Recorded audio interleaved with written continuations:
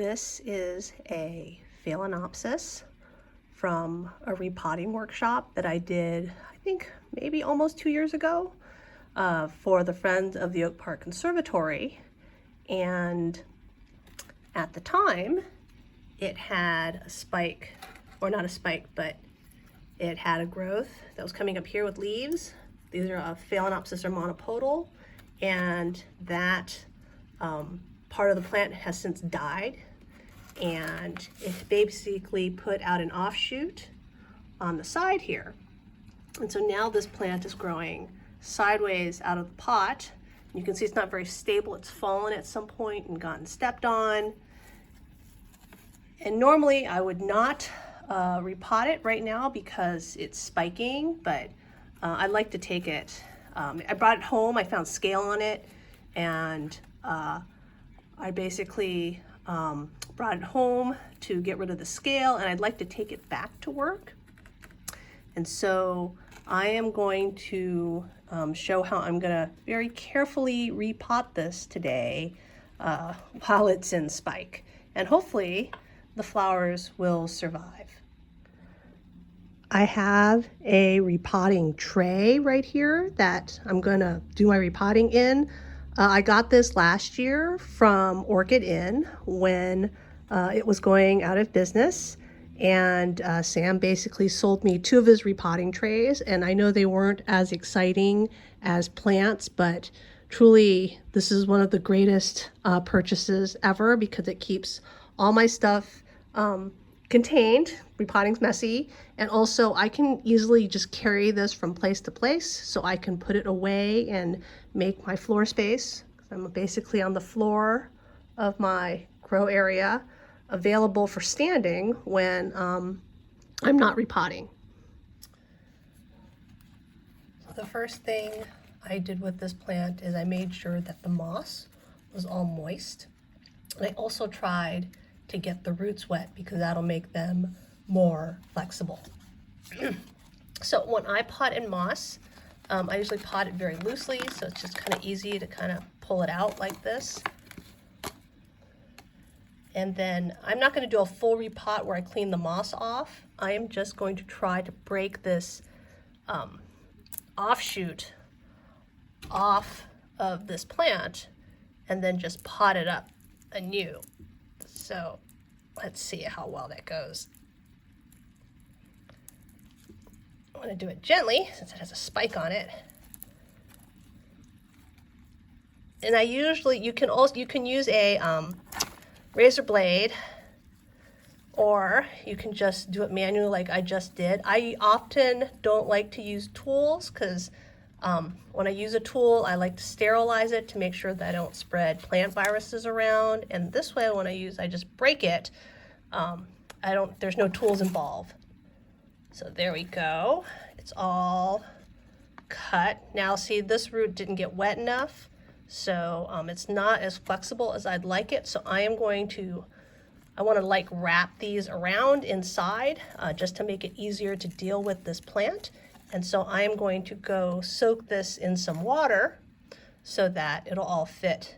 So I can basically put the roots in the pot easily without breaking the roots. All right, so I'm back from wetting the roots, and you can see by how when I touch them, they're green now, that the vellum has gotten wet and they're a little bit more flexible now. So I've got a little basically break point where I snapped it, and you can let these air cure, or what I usually do is I'll dust if it's going to be buried like this node is with a little bit of, dust with a little bit of cinnamon.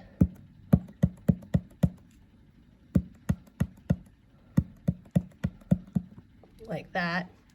And cinnamon's got it's antifungal, but it also has some desiccating properties to it. So I just like to, whoops, that's a little bit too much. Now I have cinnamon all over everything. At least it smells good. So, and it doesn't really matter if you get cinnamon in your stuff. So I have some in my pot now. I'm just gonna leave it be. And I'm gonna try to place this into a pot So these are the roots right here that were buried in the moss. You can see they're different from the air roots. Air roots won't die this way because I'm not going to pack them really, really tightly. I am going to just gently put the sphagnum in this. So I want this kind of in the middle. I want its former roots to go inside. When it's just to make it easier to deal with in my workplace.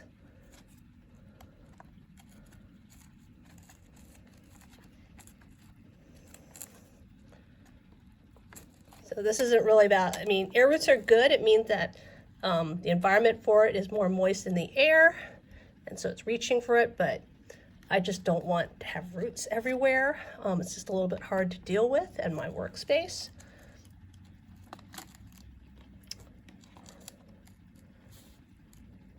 All right, so I have this old moss right here. Let's see if it's any good. This moss is, because I pack really loosely, so my moss doesn't tend to decompose as fast. So most of this moss is still good. I get rid of moss if it's broken down, it looks like soil. And I get rid of moss if it's got mold or anything like that. But this stuff actually looks pretty decent. So I'm gonna actually mix it with new moss because there's not enough in this pot. And but the old part of this plant right here, so you can see how loose my moss is because I can just shake it and it comes off. Like I said, this moss is only maybe a year or two old. It hasn't decomposed yet, but I don't reuse decomposing moss. You don't want to reuse moss for things like cymbidiums, Asian cymbidiums, because the moss does acidify and they don't grow as well. But for Phalaenopsis, standard Phalaenopsis that basically hybrids, not species, I haven't found that reusing old moss has made any difference.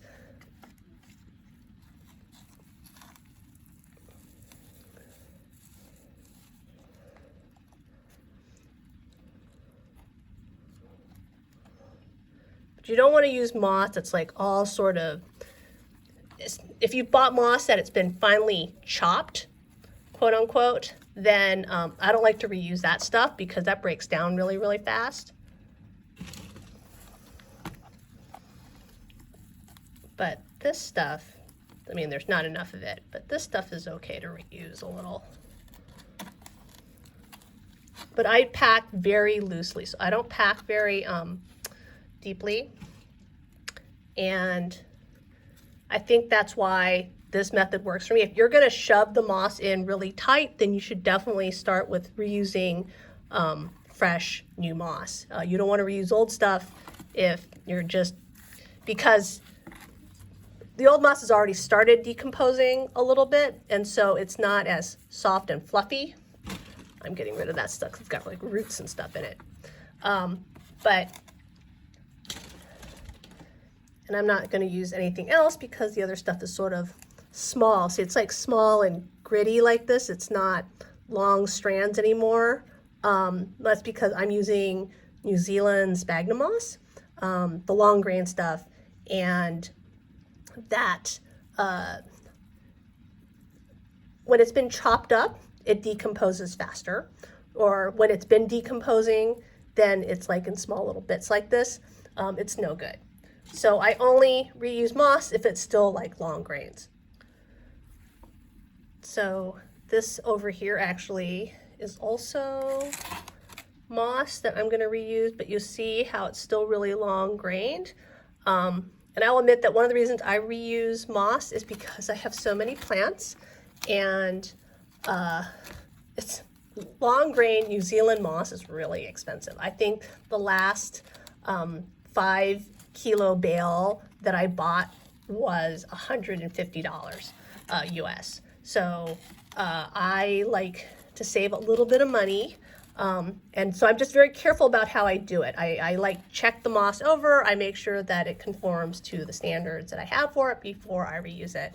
And I also don't ever reuse moss for things that I'm going to give people or anything like that. This is just for plants that I'm keeping for myself, because then I know what I've done, and I know that the moss is still good. So let's see, right here needs a little bit more. So I'm not pushing the moss in really hard. I try to fill in, you can see right here, all the air spaces around the roots. So this roots are a little bit loose. I'm just gonna stick a little bit more moss down in there. You can tell this is old moss because it's got a little bit of algae on it. But you can see, like, because my fingers go in really easily like this, that there's a lot of give to this, so it's just very, very loose. It's very gently packed. And hopefully that has disturbed, like, say, the spike as little as possible. And this is a no ID Phalaenopsis. I will admit that if I know something's a species, or you know, like a tagged orchid, I don't necessarily always reuse moss for them. I don't reuse moss for things like seedlings when I'm potting up from a community pot or a flask, but I am for this Noid. So there we go, it's all done. I have here another Phalaenopsis that I'm going to repot. And this one, if you can tell, is completely growing out of the pot. It's a Phalaenopsis White Dream V3. It's a standard white Phalaenopsis, and it's tipped over because it's growing out of the pot. And I'm showing this one because the moss in this is basically no good. So you see it? None of this moss is any good. I am going to throw all this moss out. So the last one that I repotted, the moss was okay, but this moss is in terrible shape, and I am not saving any of this moss. So if I take it over here, and you see this right here, I am just going to attempt to snap the stem. It's really hard. There we go. And then I'm going to pull this loose. Back up a little bit so we can see everything.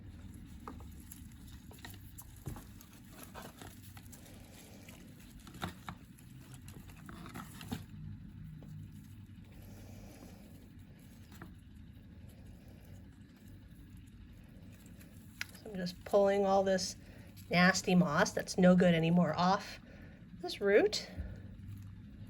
And if you can look at this moss, see how it's all crumbly? Looks like dirt now. It's not fluffy anymore, and so that's bad moss. I would not use it again. I'm going to replace this all with fresh moss.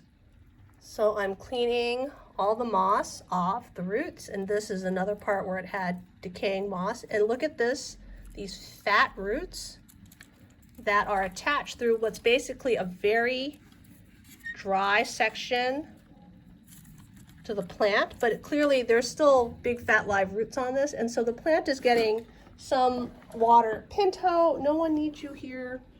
Some water from those roots still, and so I'm not going to rip those roots off. I'm gonna keep them, just cleaning off all the nasty moss. So here they are, and my phone is being attacked by Pinto. All right, so I have two pots here, if you can see them, and yes, Pinto is still here. This right here is the pot that the plant was in, and then this is like the next size up pot. And the reason I have this, I cleaned this, so it's clean, I could compare it, but I usually like to put the plant in a pot where the pot is half the size of the leaf. Oh, you can't, nobody can see this because Pinto's butt is in the way. All right, so I like to put, oh, Pinto! All right, so I like to put the plant, oh, Pinto. All right, can't even see this. My hand's in the way. Pinto's face is in the way. Pinto, you are so not helping. No, no, no, stop squishing the phone. All right, now he's laying down. All right, so here's the plant. And I like to have it. Can we see it? No, we can't see it. All right. Here we go. All right, I like the plant to be about half, the leaf to be half the size of the pot, and you can see that this leaf way exceeds the pot. So here's the next size up. And when I put this in, if I can get it in, it's still a little bit smaller, but it's closer. And this just basically is going to allow me to basically put this in the middle of the pot and be able to surround it very lightly with moss. And so it doesn't tip over. So let me get the roots in so I can show what I mean. Hopefully Pinto won't knock over the phone in the meantime. All right. Oh, I did not wet these roots. Now I'm snapping them. All right. So now that it's in the middle of the pot right here, so you can see that a larger pot is just going to allow me to balance it better in here. I'm not doing this based on how much roots or anything. This is just for ease of use. And Pinto, did you not learn your lesson the other day with biting me? Oh, owls, please stop.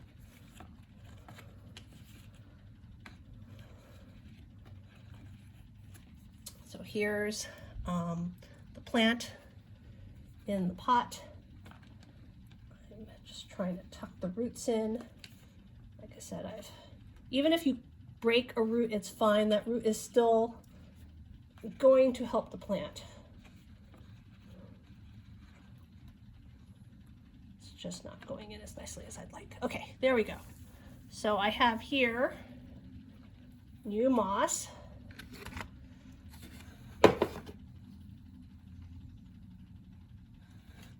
Pinto, you're really not being very helpful with this process.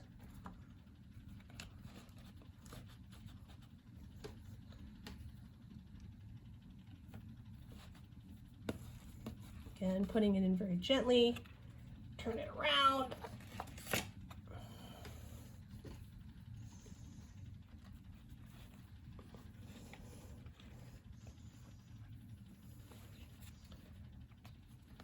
Pinto, don't bite me. So this is all fresh new moss. And I don't want to bury it all the way. I do want see the stem above just a little bit, so let me pull it out just a little. Ow, will you stop biting me? And again, I'm very gently putting in the moss, not very tight, tucking it around the roots that were in there.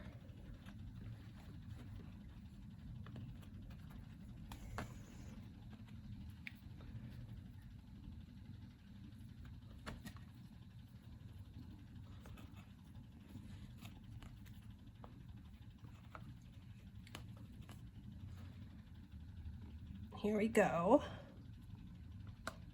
And I don't have all the moss in this.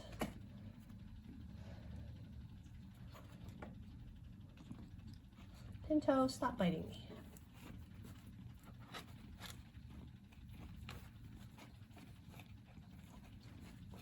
Basically, there's a big hollow in the bottom of the plant to get the moss down in there. but I'm not shoving the moss in really hard. I'm doing it as gently as possible.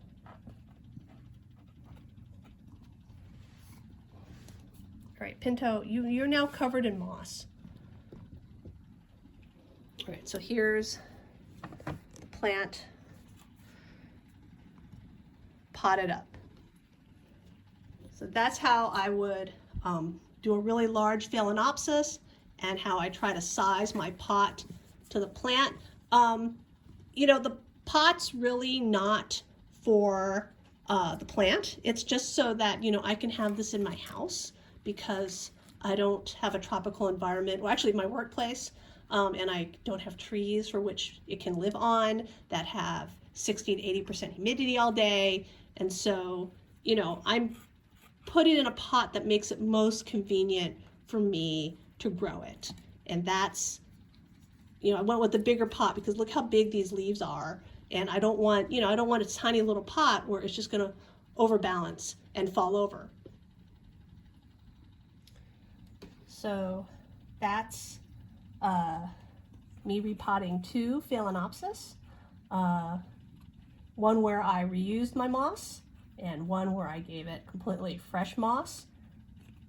And the only thing that I did after I made some room here from Pinto's butt was with this one is I lifted it up a little bit more because I'm trying to keep this node, or not the, basically the bottom of the plant here that has the leaves, out of the moss. I don't want to bury it because I don't want it to stay too wet and then have it suffer from rot. So I wanted to get that above the level of the media that I have here.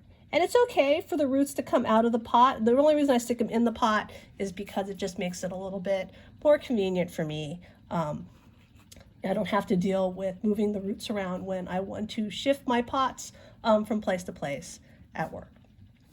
So there we are. And I hope that this was helpful to people.